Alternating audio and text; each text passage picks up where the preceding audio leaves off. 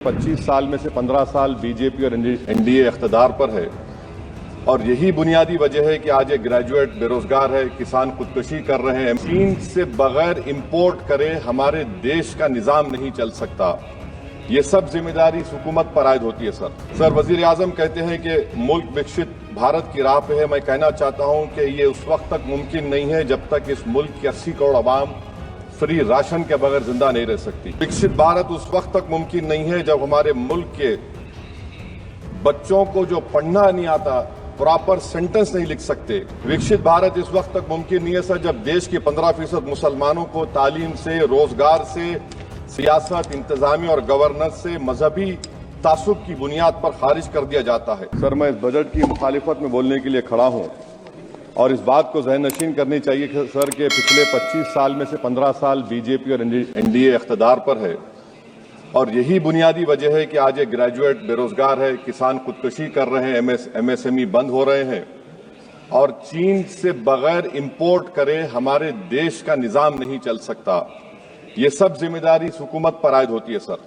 Sir वजीर आजम कहते हैं कि मुल्क विकसित भारत की राह पे है। मैं कहना चाहता हूं कि ये उस वक्त तक मुमकिन नहीं है जब तक इस मुल्क की 80 करोड़ आवाम फ्री राशन के बगैर जिंदा नहीं रह सकती। विकसित भारत उस वक्त तक मुमकिन नहीं है सर जब हमारे देश की लड़कियां न्यूट्रिशन और तालीमी मौके उनको बच्चों की तरह नहीं मिल जाते। सर विकसित भारत उस वक्त तक मुमकिन नहीं है जब हमारे मुल्क के बच्चों को जो पढ़ना नहीं आता, प्रॉपर सेंटेंस नहीं लिख सकते। सर विकसित भारत उस वक्त तक मुमकिन नहीं है जब इस देश की बहुत बड़ी आबादी गरीब है, एब्जेक्ट पॉवर्टी में है। विकसित भारत इस वक्त तक मुमकिन नहीं है सर जब देश के 15% मुसलमानों को तालीम से, रोजगार से, सियासत, इंतजामी और गवर्नेंस से मजहबी तासुब की बुनियाद पर खारिज कर दिया जाता है। सर 2014 से रियल वेजेस में गिरावट आई है या स्टैग्नेशन हुआ है। हर साल 1.3% की कमी हुई, यानी हर साल वतन अजीज के शहरी गरीब होते हैं और बरसर इख्तिदार की जमात की दौलत में इजाफा होता है। 750 उन्होंने अपने नए पार्टी ऑफिस पूरे देश में खोले हैं और एक गरीब को पीएमएवाई में बगैर रिश्वत करप्शन के घर नहीं मिलता।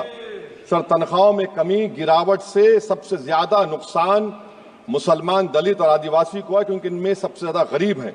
सर मोदी हुकूमत ने इन तीनों तबकों के खिलाफ ऐलान जंग कर दिया। क्या मन की बात से एक औसत घराने को खाना मिलता है? सर वजीर आजम ने हालिया आवाम को, जनता को मशवरा दिया कि खाने के तेल में कमी करने से जिस्म का वजन कम होता है। सर मगर इस हुकूमत के मोटापे का अंदाजा लगाइए कि 2014 और 22 से मोदी हुकूमत ने एडवर्टाइजमेंट के ऊपर 3,260 करोड़ रुपए खर्चा किए। तो मालूम हुआ कि देश के प्रधानमंत्री मोदी जी एक एग्जाम वॉरियर भी हैं और एक डाइट कोच भी हैं। सर खाने के तेल का होलसेल प्राइस इंडेक्स 2014 में 104 था, 2022 में 182 हुआ, 2024 में 145 होता है। ये पॉलिसी हुकूमत किसके लिए बनाती है? गरीबों के लिए नहीं बनाती, हम जानते हैं।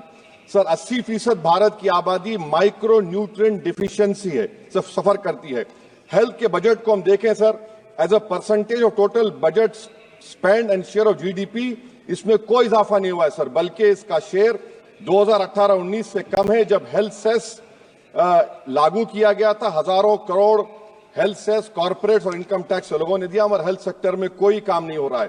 अमर उजाला जीवांजलि के सारथी की मदद लें और महाकुंभ में स्नान जरूर करें। अगर आप ये वीडियो YouTube पर देख रहे हैं तो हमारे चैनल को सब्सक्राइब कर बेल आइकन दबाएं और Facebook पर देख रहे हैं तो हमारे पेज को लाइक करें। 8 मिलियन प्लस सब्सक्राइबर, आपके इस भरोसे के लिए बहुत धन्यवाद।